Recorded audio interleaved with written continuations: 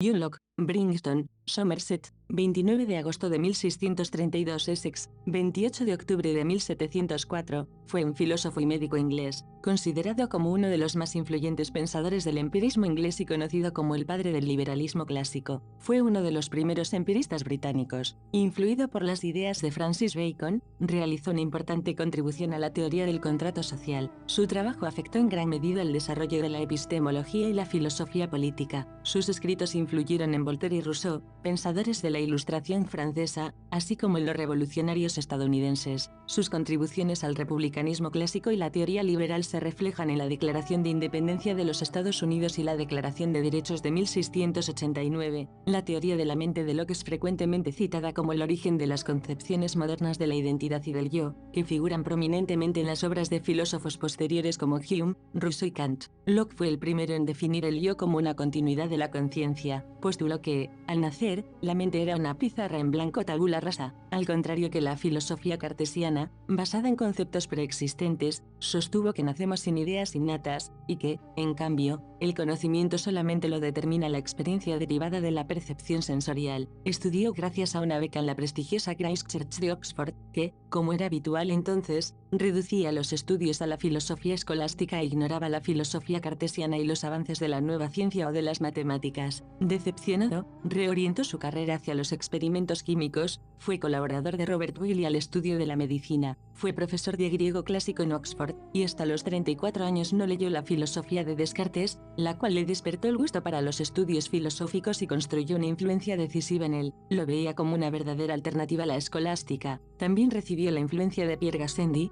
filósofo crítico con Descartes y seguidor del epicureísmo, y en la filosofía política, de los británicos Hobbes y Shaftesbury. Vivió en Londres, durante 4 años en Francia y estuvo brevemente exiliado en los Países Bajos. Cuando volvió a Londres, después de la Revolución Gloriosa, se convirtió en asesor de los Whigs, representantes del Partido Liberal. Biografía. La cabaña donde Locke nació. Nació el 29 de agosto de 1632, en una pequeña cabaña con techo de paja cerca de la iglesia en Brighton, Somerset, a unos 12 kilómetros de Bristol. Fue bautizado el mismo día. El padre de Locke, también llamado John, era un abogado rural y empleado de los juzgados de paz en Chew Magna, quien se había desempeñado como capitán de caballería de las fuerzas parlamentarias durante la primera parte de la Guerra Civil Inglesa. Su madre se llamaba Agnes King. Ambos padres eran puritanos. Poco después del nacimiento de Locke, la familia se trasladó a la zona mercantil de Pensford, a unos 7 kilómetros al sur de Bristol, donde creció en una casa estilo Tudor rural en Billiton. En 1647, Locke fue enviado a la prestigiosa Westminster School en Londres, bajo el patrocinio de Alexander Popham, un miembro del Parlamento y exjefe de su padre. Después de completar sus estudios allí, fue admitido en la Christ Church, Oxford. El decano del colegio en ese momento era John Owen, vicerrector de la universidad. Aunque un estudiante capaz, Locke se irritó por el plan de estudios de pregrado de la época. Encontró obras de los filósofos modernos, como René Descartes, más interesantes que el material clásico enseñado en la universidad. Mediante su amigo Richard Lower, a quien conocía desde la Westminster School, se introdujo a la medicina y la filosofía experimental que se aplicaba en otras universidades y en la Royal Society, de la que finalmente se convirtió en un miembro. Se le otorgó su licenciatura en 1656 y una maestría en 1658. Obtuvo un título de medicina en 1674, porque estudió profundamente la medicina durante su estancia en Oxford y trabajó con varios científicos y pensadores notables como Robert Boyle, Thomas Willis, Robert Hooke y Richard Lower. En 1666, conoció a Lord Anthony Ashley Cooper, primer conde de Shaftesbury, que había llegado a Oxford en busca de tratamiento médico para una infección del hígado. Cooper estaba impresionado con Locke y lo convenció para convertirse en parte de su comitiva. Locke había tratado de buscar una carrera estable y en 1667 se trasladó a la casa de Lord Ashley en Exeter House, en Londres, para servir como su médico personal. En Londres, reanudó sus estudios de medicina bajo la tutela de Thomas Sydenham.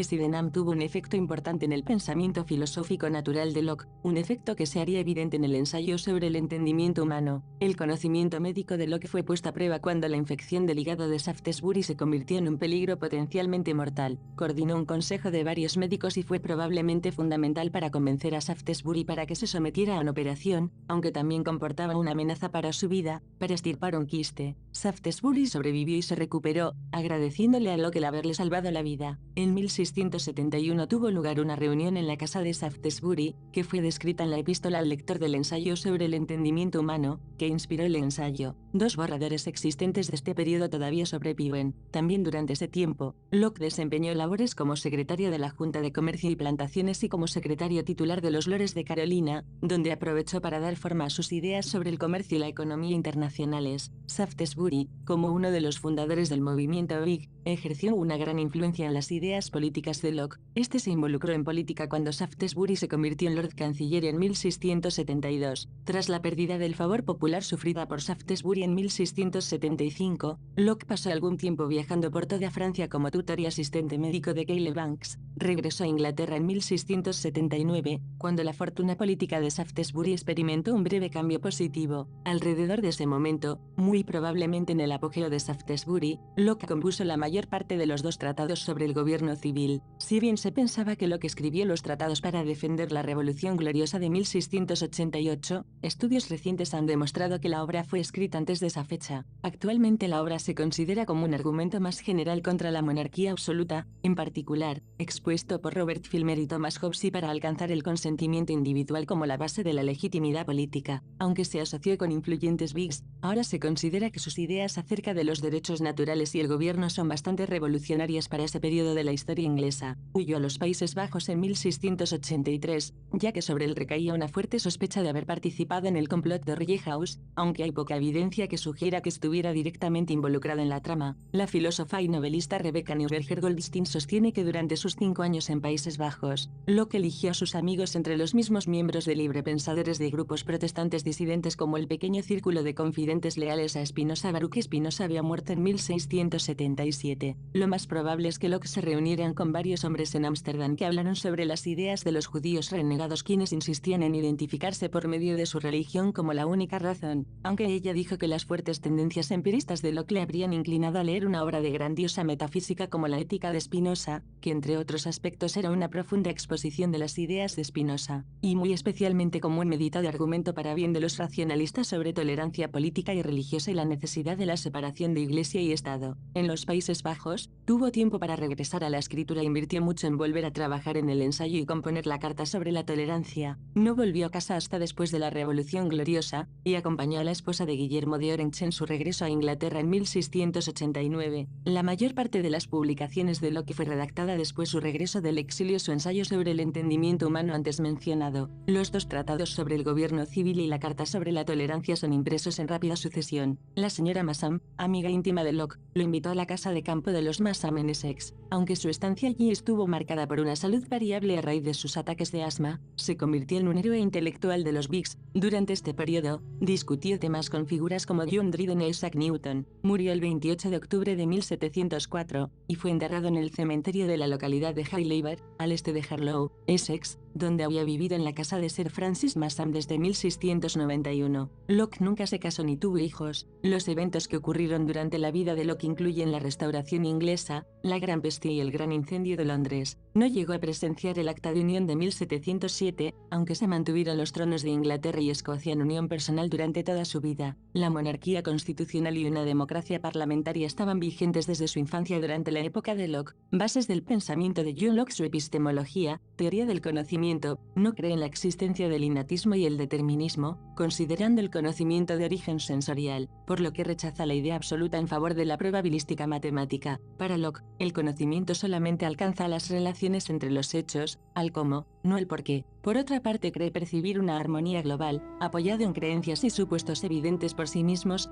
por lo que sus pensamientos también contienen elementos propios del racionalismo y el mecanicismo. Cree en un Dios creador cercano a la concepción del gran relojero, basando su argumentación en nuestra propia existencia y en la imposibilidad de que la nada pueda producir el ser, es decir, un Dios tal como lo describe el pensador racionalista, René Descartes, en el discurso del método, en la tercera parte del mismo. De la esencia divina solamente pueden ser conocidos conocidos los accidentes y sus designios solamente pueden ser advertidos a través de las leyes naturales. Trata la religión como un asunto privado e individual, que afecta solamente a la relación del hombre con Dios, no a las relaciones humanas. En virtud de esta privatización el hombre se libera de su dependencia de las imposiciones eclesiásticas y sustrae la legitimidad confesional a la autoridad política, puesto que considera que no hay base bíblica para un Estado cristiano. Considera la ley natural un decreto divino que impone la armonía global a través de una disposición mental, reverencia, temor de Dios, afecto filial natural, amor al prójimo, concretada en acciones prohibidas, robar, matar y en definitiva toda violación de libertad ajena, que obligan en favor de la convivencia. Epistemología. John Locke acabó su redacción en 1666, pero no fue publicada hasta 1690, año en que vio la luz bajo el título original inglés de An Essay Concerning Human Understanding. En este tratado, Locke planteó los fundamentos del conocimiento humano y advirtió su intención de realizar una obra moralmente útil, concebida en la época de los grandes descubrimientos científicos, especialmente palpables en los trabajos de Cristiano Huygens e Isaac Newton. Locke pensaba que la filosofía tenía que participar en estos importantes avances, eliminando, por ejemplo, todas las invenciones y los conceptos inútiles acumulados durante los siglos anteriores. Según él, las analogías y las relaciones entre los contenidos del conocimiento son los elementos que permiten la elaboración de instrumentos críticos capaces de eliminar los conocimientos erróneos. Debido a su característico empirismo analítico, se opuso a las concepciones puramente mecanicistas y sistemáticas cartesianas y, pese a ser cuestionado por Gottfried Wilhelm Leibniz, su influencia sobre los filósofos de la Ilustración fue considerable. Locke por Hermann Berels. En el primer libro del ensayo, Locke insistía en la necesidad de prescindir de consideraciones a priori y, en oposición a René Descartes, afirmaba que no existen conocimientos innatos y que solo debe ser tenida en cuenta la experiencia. Locke criticó la versión de Descartes del argumento del sueño contraargumentando que las personas no pueden tener dolor físico en los sueños como lo hacen en la vida. En el segundo libro,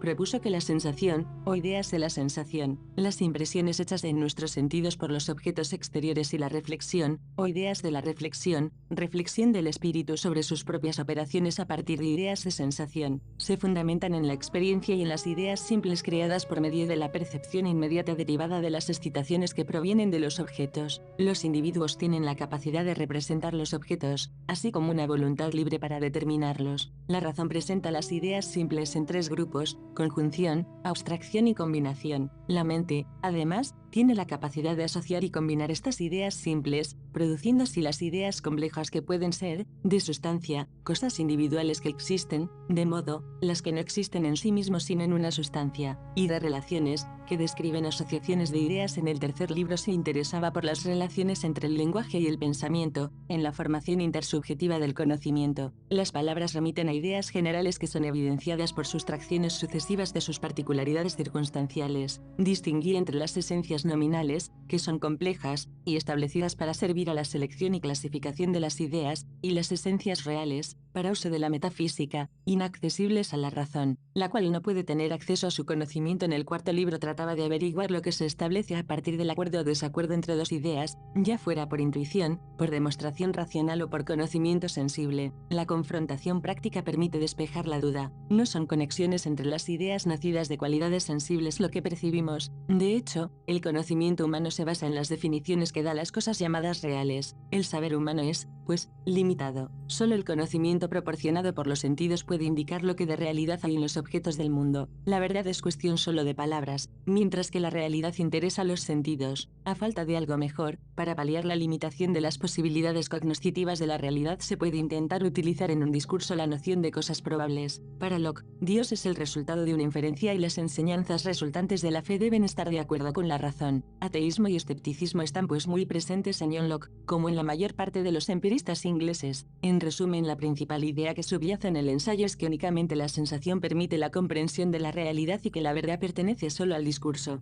Tabula rasa. Locke define al yo como esa cosa de pensamiento consciente, cualquiera que sea la sustancia, ya sea espiritual, material, simple o compuesta, no importa, que sea sensible o consciente de placer y dolor, capaz de felicidad o miseria, y así se preocupa por sí mismo, en la medida en que esa conciencia se extienda. Sin embargo, no ignora la sustancia, y escribe que el cuerpo también va a hacer al hombre. John Locke consideraba que la identidad personal es una cuestión de continuidad psicológica basada en la conciencia, es decir, la memoria, no en la sustancia del alma o del cuerpo. El libro 2, capítulo XXVII, titulado sobre identidad y diversidad, de su ensayo sobre el entendimiento humano, es una de las primeras conceptualizaciones modernas de la conciencia como la autoidentificación repetida de uno mismo. A través de esta identificación, la responsabilidad moral podría atribuirse al sujeto, y el castigo y la culpa podrían justificarse. En su ensayo, Locke explica el desarrollo gradual de esta mente consciente argumentando contra la visión agustiniana del hombre como originalmente pecaminoso, y contra la posición cartesiana, que sostiene que el hombre conoce de forma innata las proposiciones lógicas básicas. Locke plantea una mente vacía, una tabula rasa, una tabla o un pizarrón en blanco. El aprendizaje se da a través de la experiencia en donde los sujetos ponen a prueba sus 5 sentidos. Las sensaciones y reflexiones son las dos fuentes de todas nuestras ideas. Ideas simples y complejas. Locke parte de que hay un objeto del pensamiento, y a este objeto lo llama idea. Según Locke, las ideas simples son indivisibles y completas, pero no son siempre claras, son sin mezcla, homogéneas e inanalizables. No se puede pues ni definirlas ni explicarlas. No se puede tampoco comunicarlas, ni conocerlas sin experiencia personal. Estas ideas son solo los materiales de nuestro pensamiento. Distingue dos tipos de ideas, las ideas simples y complejas. Ideas simples, considera que son aquellas que proceden de la experiencia, y que el entendimiento recibe de un modo pasivo, en función de su procedencia. Locke afirma que pueden clasificarse a su vez en 3 categorías: sensación, reflexión o ambas. Ideas complejas son ideas elaboradas en la mente a partir de las ideas simples. Locke nos indica que existen 4 categorías de ideas compuestas: sustancia, modos, relaciones y universales. Según Locke, el entendimiento por composición agrupa una serie de ideas simples en un todo que él llama sustancia, pero la sustancia sigue sin ser percibida. Locke finalmente afirma que la sustancia es algo necesario en la que van las cualidades pero incognoscible. Las sustancias son existencias independientes. Los seres que cuentan como sustancias incluyen a Dios, los ángeles, los humanos, los animales, las plantas y una variedad de cosas construidas. Los modos son existencias dependientes. Los modos nos dan las ideas de las matemáticas, la moral, la religión y la política y las convenciones humanas en general. Cualidades primarias y secundarias. El origen del realismo indirecto surge con John Locke al rechazar la afirmación de que los objetos físicos son los objetos directos de percepción. Locke clasificó las perfecciones sensoriales en 2 cualidades de la siguiente manera: las cualidades primarias son cualidades que son explicativamente básicas, es decir, pueden ser referidas como la explicación de otras cualidades o fenómenos sin requerir explicación propia, y son distintas porque nuestra experiencia sensorial de ellas se asemeja a ellas en la realidad. Las cualidades primarias no pueden eliminarse ni por pensamiento ni por acción física, e incluyen masa, movimiento y, polémicamente, solidez. Las cualidades secundarias son cualidades que la experiencia de uno no se parece directamente. Por ejemplo, cuando uno ve un objeto como rojo, la sensación de ver enrojecimiento no se produce por alguna cualidad de enrojecimiento en el objeto, sino por la disposición de los átomos en la superficie del objeto que refleja y absorbe la luz de una manera particular. Las cualidades secundarias incluyen color, olor y sabor. El conocimiento Locke ha establecido, pues, para este análisis de las ideas, que todos nuestros conocimientos tienen sobre nuestras ideas, sobre las relaciones que tienen entre ellas y sobre sus modificaciones. El conocimiento consiste pues en la percepción que tenemos de la conveniencia o la no conveniencia de que nuestras ideas tienen entre ellas. Conocer es comparar ideas, descubrir cuáles son sus relaciones, y juzgar.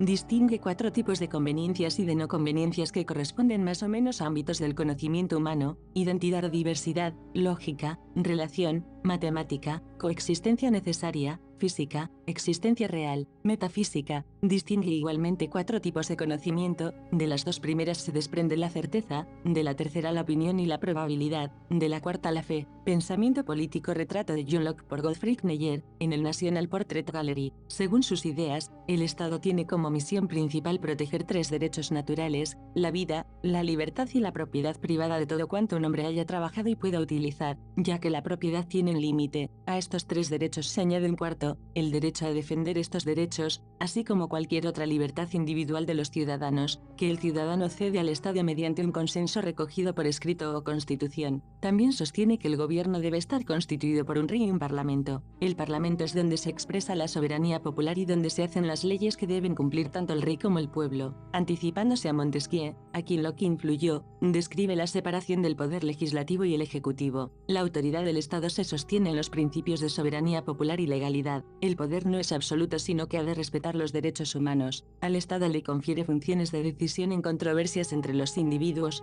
en el contexto de la pluralidad y la tolerancia, puesto que se dan diversidad de opiniones e intereses entre los hombres, fruto de las distintas vías individuales de búsqueda de la felicidad, por lo que el desacuerdo y los conflictos son inevitables. Postula que los hombres viven en el estado de naturaleza en una situación de paz y sometidos a leyes naturales que surgen de la razón, el derecho a ejercer justicia por mano propia y la limitación de la propiedad privada por medio de elementos en su mayoría perecederos. Los hombres salen del tras haberse generado una situación de injusticia, tanto en el castigo como en el resarcimiento por el crimen cometido, que desemboca en un ciclo infinito de injusticias posteriores, y que este proceso de creación de la sociedad civil y política se da por medio de un contrato social destinado a proteger la propiedad privada y la vida de los individuos. Por fines pedagógicos este se divide en dos partes: contrato de unión, unidad de las partes para conformar una sociedad, creación de la sociedad civil, contrato de sujeción, ligamento de los hombres a determinada construcción política, creación de la sociedad política. Esta sociedad política tiene como deber garantizar la justicia imparcial para no volver de nuevo a una situación de conflicto. Si no garantiza ni la propiedad privada, ni la vida, el contrato de sujeción se rompe y se forma otra organización política. Teoría de la propiedad trabajo. Esta sección es un extracto de Teoría de la propiedad trabajo. Retrato de John Locke, primer defensor de la teoría de la propiedad trabajo. La teoría de la propiedad trabajo o de la apropiación trabajo es una teoría del derecho natural que sostiene que la propiedad originalmente proviene de la aplicación del trabajo sobre los recursos naturales. Esto no debe confundirse con la teoría del valor trabajo. En sus dos tratados sobre el gobierno civil, el filósofo John Locke pregunta con base a qué derecho un individuo puede reclamar como propia una parte del mundo, cuando, según la Biblia, Dios le dio el mundo a toda la humanidad en común. Respondió que las personas son dueñas de sí mismas y, por tanto, dueñas de su propio trabajo. Cuando una persona trabaja, ese esfuerzo entra en el objeto. Así pues, el objeto se convierte en la propiedad de la persona. Locke argumentó en apoyo de los derechos de propiedad individual, que son derechos naturales. Tras el argumento de los frutos del trabajo son suyos porque él había trabajado por ellos. Además, el trabajador también debe tener un derecho de propiedad natural sobre el propio recurso, porque como Locke cree, la propiedad exclusiva es la primera necesidad para la producción. Jean-Jacques Rousseau más adelante criticó este segundo paso en el discurso sobre la desigualdad, donde efectivamente sostiene que el argumento del derecho natural no se extenderá a los recursos que uno no crea. Ambos filósofos sostienen que la relación entre trabajo y propiedad se refiere solo a la propiedad que no tenía dueño antes de este tipo de trabajo se llevara a cabo. La tierra en su estado original se consideraría por no apropiada por nadie, pero si un individuo aplica su trabajo a la tierra mediante la agricultura, por ejemplo, se convierte en su propiedad. El mero hecho de colocar una cerca alrededor de la tierra en lugar de utilizar la tierra no se adjunta como propiedad según la mayoría de los teóricos de la ley natural. Por ejemplo, el economista Murray Rothbard afirmó: si arriba colona un nuevo continente, es legítimo proclamar a todo el nuevo continente como suyo propio, o incluso el sector tan lejos hasta donde el ojo puede ver. Evidentemente, este no sería el caso en la sociedad libre que estamos postulando. Colono Crusoe tendrían que utilizar la tierra, cultivarla de alguna manera, antes de que pudiera firmar la propiedad sobre ella. Si hay más tierras que pueden ser utilizadas por una limitada oferta de trabajo, entonces la tierra no utilizada debe simplemente seguir no apropiada hasta que llegue un primer usuario a la escena. Cualquier intento de solicitar un nuevo recurso que alguien no usa tendría que ser considerado una invasión del derecho de propiedad de cualquiera que se convierta en el primer usuario. Hombre, economía y Estado. La teoría de la propiedad trabajo no solo se aplica a la tierra en sí misma, sino a la aplicación de trabajo sobre la naturaleza. Por ejemplo, el naturalista Alexander Spooner dice que una manzana tomada de un árbol sin propietario se convierte en propiedad de la persona que la cosecha, ya que ha trabajado para adquirirla. Él dice la única manera en la que la riqueza de la naturaleza se puede hacer útil a la humanidad es por su toma de posesión individualmente y convirtiéndola en propiedad privada. Sin embargo, algunos, como Benjamin Tucker, no han visto esta creación de la propiedad en todas las cosas. Tucker sostuvo que en el caso de la tierra, o de cualquier otro material donde la oferta es tan limitada que no puede sostenerse en cantidades ilimitadas, estas solo deben considerarse propiedad mientras el individuo está en el acto de utilizar o ocupar estas cosas. Tolerancia religiosa. Véase también Tolerancia religiosa. Locke, escribiendo sus cartas sobre la tolerancia,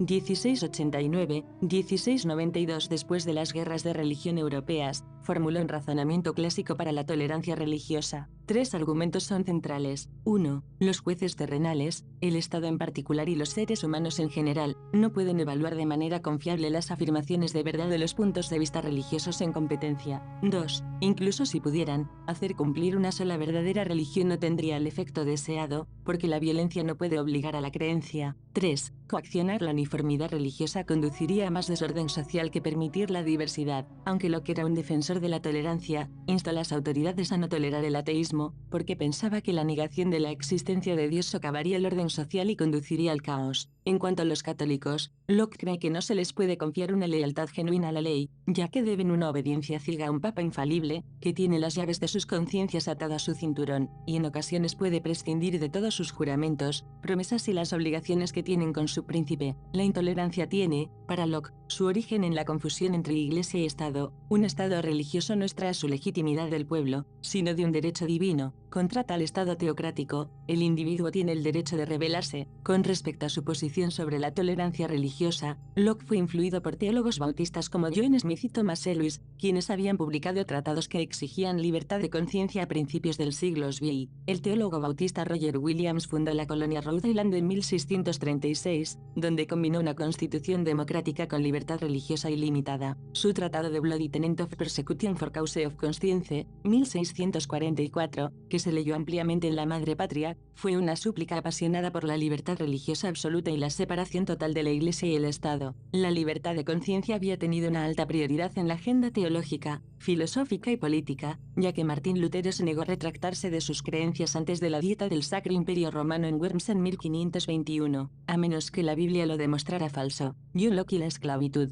John Locke estaba a favor de la esclavitud y la expropiación de los africanos y los pueblos nativos de las Américas, y propuso reintroducir una forma de servidumbre entre los trabajadores blancos. Fue uno de los principales inversores en la trata de esclavos inglesa a través de la Royal African Company y la compañía Bam Adventurers. Pedagogía, grabado de John Locke por Herbert Hue, 1738. La educación caballeresca. Todo su pensamiento pedagógico se preocupa por dictar ciertas normas para plasmar la personalidad que se quiere implantar en el alumno, y obviamente en este caso, se trata de hacer que los muchachos se vayan formando hasta llegar a ser caballeros en el sentido de gentlemen. Con todo esto, la educación que él plantea toma un sentido estrictamente disciplinario y así, las bases de su didáctica son el ejercicio y, obviamente, la disciplina. La disciplina es el camino para desarrollar en la mente humana la costumbre de reflexionar y razonar, y así determinar el espíritu de quien se está educando, para que las costumbres caractericen también su personalidad en el futuro, como se explica en el párrafo anterior. El propósito de la educación disciplinaria es tener bien claro la personalidad a la que se quiere llegar, la cual se explica en el siguiente apartado. Significa también formar la persona capaz de pensar y querer libremente, tender a mejorarla a fin de que sea útil para sí y para la sociedad. Para él, la pedagogía es un doloroso y fatigoso procedimiento con el que se eliminan las malas costumbres y se potencian y desarrollan las mejores disposiciones, lo cual lo entendía como desarrollar una actitud gentil o caballeresca en el sentido de gentleman, y no tanto como desarrollo intelectual o científico. La educación para él consistía en capacitar al hombre para la vida y para las necesidades de la sociedad, lo cual implica darle un oficio. Consideraba bien darles a los pobres los oficios de menor dignidad, y a los ricos darles los oficios de mayor dignidad, esto mediante la educación. El método de su instrucción es el intuitivo, lo que se refiere a que el conocimiento deriva de los sentidos, por lo que los muchachos deben descubrir el saber, guiándose con ayuda de la experiencia, aprenden tocando, viendo y admirando todo lo que les rodea. Además, se debe seguir paso a paso el desarrollo del niño. Características del gentilhombre. Editar. A través de su disciplina, John Locke quiere formar un gentilhombre moderno, sano y robusto y que cumpla con las siguientes características. Sabe desempeñar bien su oficio, está en condiciones de ocupar un cargo de responsabilidad social, tiene sentido del honor, por lo que es respetado por los demás, ha aprendido más por los viajes que realiza y por la experiencia directa con las cosas que por los libros. Ha formado un criterio personal con el cual es capaz de juzgar las cosas, posee un saber sólido y útil para la vida, posee la virtud de saber dominar sus sentimientos y supeditarlos a la razón, antes de actuar de acuerdo a ellos. Educación intelectual. Lo primero que debía considerarse para hacer posible esta formación es que había que elegirse aquello que realmente fuera útil para la educación, Para él, lo útil para la formación intelectual del hombre es todo aquello que lo acostumbra a examinar los argumentos favorables o contrarios a una opinión dada, de modo que pueda asumir ante ello una actitud personal. Educar dentro del campo intelectual significa enseñar a razonar, así que, partiendo de esta idea, decía que la brevedad de la vida no permite darse el lujo de perder el tiempo en un programa de estudio que tenga solo valor estético, y no práctico, pues la instrucción humanista y formal, donde la enseñanza se enfoca principalmente en que los educandos aprendan griego y latín, solo les servirá a aquellos que quieran formarse como sabios profesionales, pero su lengua materna, el niño la aprenderá porque reconocerá que es útil y no es necesario que alguien tenga que inculcársela y hacer que la aprenda. Lo que verdaderamente es útil para su formación y que de verdad tiene un valor formativo para la inteligencia, es la enseñanza de la matemática y la lógica, porque estas disciplinas potencian las facultades intelectuales y las habilitan para que se pueda aprender mejor. De entre las disciplinas importantes para él, destacan la geografía, pues amplía la visión del caballero, la historia, porque estimula la imaginación y nos enseña también cómo el presente se encuentra determinado por el pasado. Educación física. El propósito de la educación física es seguir la evolución del niño y hacer que siga, también, una gradual disciplina. Asimismo, no solo tiene una finalidad higiénica o estética, como lo era para los humanistas, sino más bien ayuda a formar el carácter y una buena moralidad. Plantea que el cuerpo debe ser sujetado a las rígidas normas del endurecimiento, tal como lo hacían los espartanos, para que así el hombre en un futuro pueda soportar la intemperie y su resistencia física le ayuda a soportar las enfermedades o los sufrimientos. Más que practicar gimnasia o deporte, aconseja practicar natación y equitación, debido a que son actividades útiles para cualquier circunstancia. Por esto, era importante estudiar anatomía, pues así se es más consciente de las capacidades y funciones físicas que tenemos. Educación moral. En cuanto a la educación moral, es necesaria mucha más disciplina. El fin de esta educación es alcanzar la virtud, la cual, para él, consiste en que debe aprenderse a querer siempre y solamente aquello que es bueno ante la razón y por lo tanto, es bueno no acostumbrar al hombre, desde niño, a darle todo lo que desee. Para explicar mejor esta idea, Locke nos dice que quien de joven no ha sido acostumbrado por la fuerza a subordinar la propia voluntad a la razón de los demás, difícilmente aceptará someterse a la razón propia cuando esté en edad de hacer uso de ella. Consideraba también que los instintos debían dominarse con una disciplina que preparara al hombre para que solamente hiciera aquellas cosas que no ofendieran ni la dignidad, ni la excelencia de una criatura razonable. Para este tipo de educación recomendaba la lectura de Séneca y de Marco Aurelio. De forma no menos importante, pero que no le da tanta importancia, es importante para él que se conozcan las bellas artes, y en especial, que al caballero puede gustarle la pintura, pero no la poesía.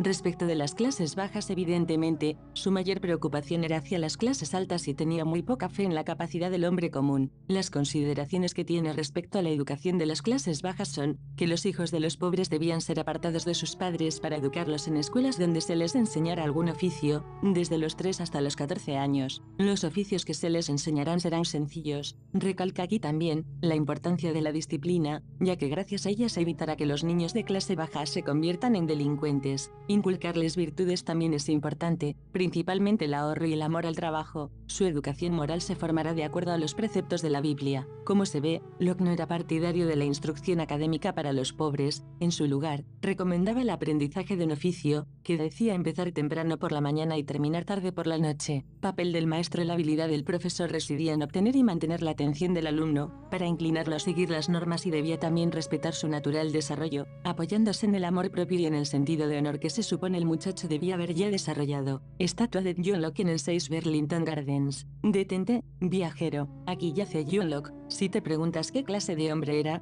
él mismo te diría que alguien contento con su medianía, alguien que, aunque no fue tan lejos en las ciencias, solo buscó la verdad. Esto lo sabrás por sus escritos. De lo que él deja, ellos te informarán más fielmente que los sospechosos elogios de los epitafios. Virtudes, sí las tuvo, no tanto como para alabarlo ni para que lo pongas de ejemplo. Vicios, algunos con los que fue enterrado. Si buscas un ejemplo que seguir, en los evangelios lo encuentras. Si uno de vicio, ojalá en ninguna parte. Si uno de que la mortalidad te sea de provecho, aquí y por doquier. Que nació el de agosto del año de nuestro Señor de, y que falleció el de octubre del año de nuestro Señor de. Este epitafio, el cual también perecerá pronto, es un registro. Acento agudo. Ensayos sobre el gobierno civil, 1660, 1662. Locke escribió estos ensayos para explorar la naturaleza del gobierno y los derechos de los individuos dentro de la sociedad. Proporciona una visión fundamental sobre la legitimidad del gobierno y la importancia de proteger los derechos naturales de las personas. Ensayos sobre la ley de la naturaleza, 1660. 1764, en este trabajo, Locke discute la ley natural y su papel en la sociedad humana. Examina cómo la ley natural dicta el comportamiento humano y cómo se relaciona con las estructuras legales y políticas. Ensayo sobre la tolerancia, 1667. Locke aborda el tema de la tolerancia religiosa en este ensayo, argumentando a favor de la libertad de religión y la separación entre la Iglesia y el Estado. Defiende el derecho de cada individuo a seguir su propia conciencia religiosa sin interferencia externa. Compendio del ensayo sobre el entendimiento humano, 1688. Esta obra proporciona un resumen de los principales conceptos presentados en el ensayo sobre el entendimiento humano, abordando temas como el origen de las ideas, la naturaleza del conocimiento y la mente humana. Carta sobre la tolerancia, 1689. En esta carta, Locke continúa su defensa de la tolerancia religiosa, argumentando en contra de la persecución religiosa y a favor del respeto mutuo entre las diferentes creencias. Tratados sobre el gobierno civil, 1689. Estos tratados son una elaboración de los temas presentados en los ensayos anteriores sobre el gobierno civil. Locke discute la legitimidad del gobierno, los derechos naturales de los individuos y el contrato social entre gobernantes y gobernados. Ensayo sobre el entendimiento humano, 1690. En esta obra monumental, Locke explora la naturaleza del conocimiento humano, argumentando que la mente humana es una tabla rasa al nacer y que todo el conocimiento proviene de la experiencia sensorial. Segunda carta sobre la tolerancia, 1690. Locke profundiza en su argumento a favor de la tolerancia religiosa en esta segunda carta, defendiendo la libertad de conciencia y expresión como derechos fundamentales de todo individuo. Algunas consideraciones sobre las consecuencias de la reducción del tipo de interés y la subida del valor del dinero, 1691. Locke analiza los efectos económicos de la reducción de los tipos de interés y el aumento del valor del dinero en esta obra, explorando las implicaciones de estas políticas monetarias. Tercera carta sobre la tolerancia, 1692. En esta carta final sobre la tolerancia religiosa, Locke responde a las críticas y objeciones a sus argumentos anteriores, reafirmando su defensa de la libertad religiosa y la separación entre la Iglesia y el Estado. Algunos pensamientos sobre la educación, 1693. Locke ofrece su visión sobre la educación en esta obra, argumentando a favor de un enfoque práctico y experiencial en la enseñanza que fomente el desarrollo moral e intelectual de los individuos. Racionalidad del cristianismo, 1695. En este trabajo, Locke defiende la racionalidad y la coherencia del cristianismo, abordando las críticas y objeciones a la fe religiosa desde una perspectiva filosófica. Más consideraciones acerca de la subida del valor del dinero, 1695. Locke continúa su análisis de las políticas monetarias en esta obra, explorando en mayor profundidad los efectos económicos de la subida del valor del dinero y sus implicaciones para la sociedad. No publicados o manuscritos póstumos, primer tratado de gobierno, o de English Tract, segundo tratado de gobierno, o de Latin Tract,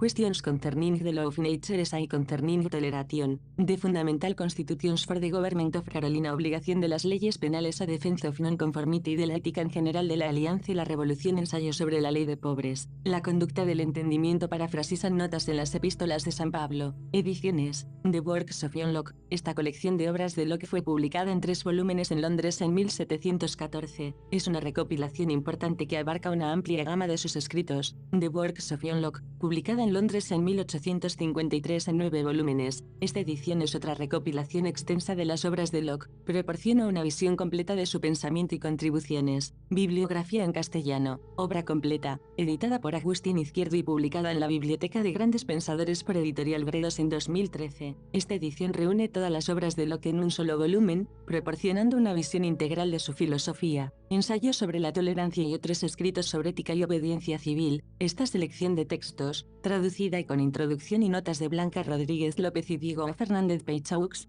fue publicada por Biblioteca Nueva en 2011. Incluye el ensayo sobre la tolerancia y otros escritos relevantes sobre ética y política. La ley de la naturaleza, traducido por Carlos Mellizo y publicado en la colección Clásicos del Pensamiento por Tecnos en 2007. Este libro presenta el análisis de Locke sobre la ley natural y su importancia en la sociedad. Segundo tratado sobre el gobierno civil, traducido por Carlos Mellizo y publicado por Tecnos en 2006. Este tratado es una obra fundamental en la filosofía política de Locke, donde explora el origen y la legitimidad legitimidad del gobierno civil, ensayo y carta sobre la tolerancia, traducido por Carlos Mellizo y publicado por Alianza Editorial en 2005. Esta obra contiene el ensayo sobre la tolerancia y la carta sobre la tolerancia, donde Locke defiende la libertad religiosa y la tolerancia política. Escritos políticos juveniles, editado por C. Amor y publicado por Debs Mortalis en Buenos Aires en 2 volúmenes en 2002 y 2003. Estos escritos revelan las primeras ideas políticas de Locke y su evolución intelectual. Segundo tratado sobre el gobierno, editado por Pablo López Álvarez y publicado por Biblioteca Nueva en 1999. Esta edición presenta una reproducción de la tercera edición de este tratado, una de las obras más influyentes de Locke en la teoría política moderna. Escritos monetarios, introducción de Martín Victoriano, traducción de María Olaechea, publicado por Pirámide en 1999. Este libro recoge los escritos de Locke sobre temas monetarios y económicos, proporcionando una visión de sus ideas sobre el dinero y la política económica. Escritos sobre la tolerancia, publicado por el Centro de Estudios Políticos y Constitucionales en 1999. Esta colección reúne los escritos de Locke sobre la tolerancia religiosa y política, destacando su defensa de la libertad de conciencia. Compendio del ensayo sobre el entendimiento humano, traducido por Rogelio Rovira y Juan José García Norro, publicado por Tecnos en 1998. Este compendio ofrece un resumen de los principales conceptos presentados en el ensayo sobre el entendimiento humano de Locke. Ensayo sobre la ley natural, edición crítica a cargo de Isabel Ruiz Gallard,